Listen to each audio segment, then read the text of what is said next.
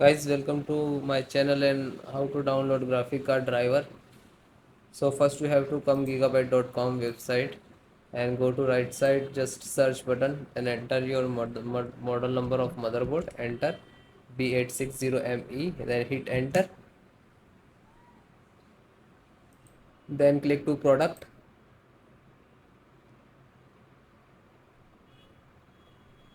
B860ME, click on that.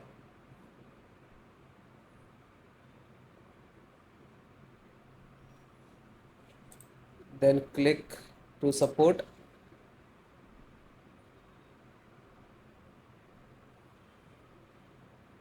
Select your operating system which is using Windows 10 11. So if you are using any, so no worry, because installations process same, Windows 10 installations process same.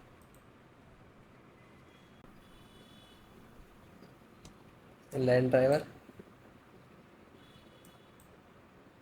and you can download icon, you just click on that.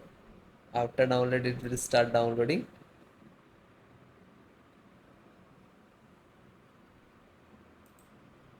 You can see 10.2, just open and double click to